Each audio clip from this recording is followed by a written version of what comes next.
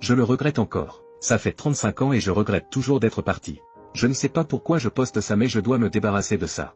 Je me suis marié jeune à 18 ans, j'ai épousé ma chérie du lycée, elle était intelligente, drôle, gentille et le genre de personne qui pouvait capturer une pièce très extravertie. Je suis incroyablement introverti mais nous étions un bon match, à l'âge de 25 ans. Nous avions 2 jeunes enfants et j'étais heureux de la façon dont ma vie était. Puis ma femme a trouvé un nouveau travail et elle excellait, obtenait des promotions, travaillait plus etc. Je pense que vous voyez où cela mène, je l'ai trompée.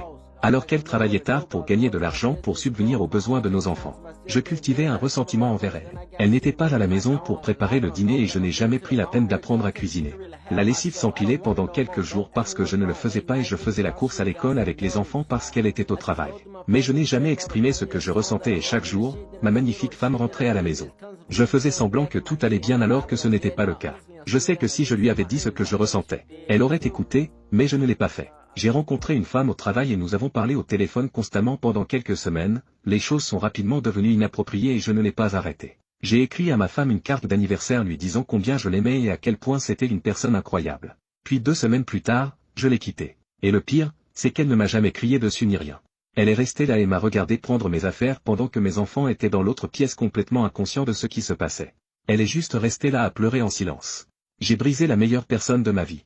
Elle a fini par perdre son emploi parce qu'elle ne pouvait pas gérer la course de l'école ou les arrangements pour les enfants supplémentaires. Donc, mes paiements de pension alimentaire ont dû augmenter et je lui en voulais pour cela. En y repensant maintenant, à quel point j'étais égoïste. La femme que j'avais trahie et qui élevait seule mes enfants avait besoin de plus d'argent pour s'occuper d'eux. Je les voyais un samedi sur 2 mais c'était tout, ma femme était et est toujours la personne la plus forte que je connaisse. Elle ne m'a jamais fait savoir à quel point je l'ai blessée mais je l'ai entendu pleurer pour dormir chaque nuit où je devais rester pour quelque chose avec les enfants. J'ai passé des années à en vouloir à ma femme pour avoir volé mon argent, alors qu'en réalité je savais que c'était de ma faute et je l'aimais toujours mais j'étais trop fier pour le dire. Et même si je suis parti, c'est elle qui a finalement demandé le divorce. Les fois où elle m'a demandé si j'avais pris un avocat. Je lui répondais, je ne suis pas prêt, elle a finalement déposé un dossier parce qu'elle a dit que c'était trop douloureux. Je lui ai dit des choses vraiment affreuses quand j'étais en colère comme, je ne t'ai pas aimé pendant longtemps. Je suis resté pour les enfants, et à chaque fois, elle n'a rien répondu. Je ne me le pardonnerai jamais. Elle voulait essayer de nous faire fonctionner, elle s'est battue pour moi tous les jours pendant des mois et je n'étais pas intéressé. Elle m'aimait même quand je la détestais. Puis elle a rencontré Marc, il était plus âgé, plus sage et il l'aimait comme j'aurais dû l'aimer. Il était et est un homme bon pour elle et mes enfants. Regarder quelqu'un d'autre aimer la personne que vous étiez censé aimer pour toujours est probablement la pire chose que j'ai jamais eu à faire. Je lui ai laissé échapper « Je t'aime » 2 semaines avant son mariage et elle m'a regardé et m'a dit « Alors tu aurais dû te battre pour moi.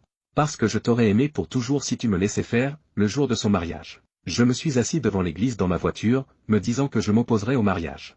Mais je ne l'ai pas fait. C'était il y a 30 ans et voir cela écrit devant moi maintenant est tout aussi douloureux que de l'entendre. Devoir la regarder avec lui toutes ces années a été ma punition et j'ai eu des relations mais rien de sérieux.